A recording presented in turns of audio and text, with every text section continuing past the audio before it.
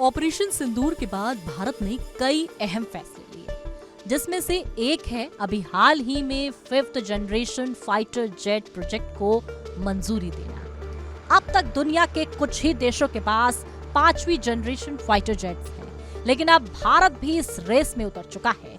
जिस stealth fighter को चीन पाकिस्तान को देने वाला है, उससे कहीं ज्यादा खतरनाक और ताकतवर फाइटर भारत खुद बनाने जा रहा है, जिसका नाम एडवांस्ड मीडियम कॉम्बैट एयरक्राफ्ट यानी एमका MACA है।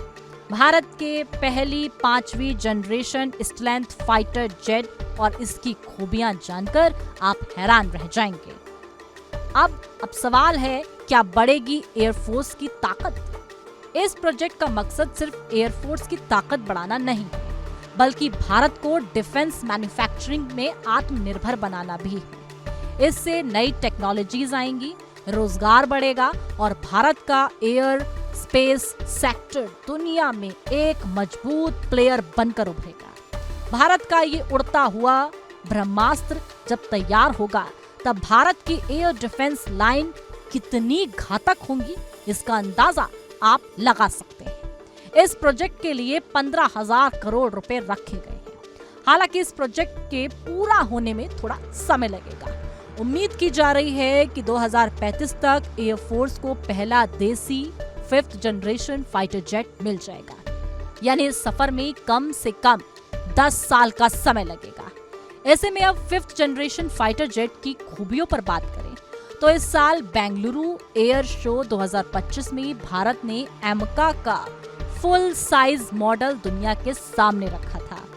इसकी स्पेसिफिकेशन वाकई में दमदार है। Double engine, single seater, supersonic speed 2500 kilometre पर घंटा, 10 घंटे तक लगातार उड़ान भरने की क्षमता और सबसे बड़ी बात, स्टेल्थ तकनीक, यानी ये दुश्मन के रडार पर नजर नहीं आएगा।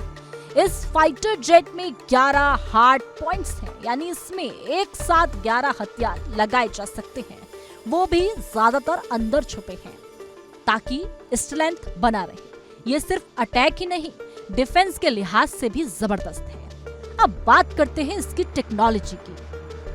DRDO का कहना है कि एमका को बनाया जा रहा है एक AI पावर्ड स्मार्ट फाइटर के तौर पर। इसमें इलेक्ट्रॉनिक पायलट होगा जो आर्टिफिशियल इंटेलिजेंस से फैसले ले सकेगा।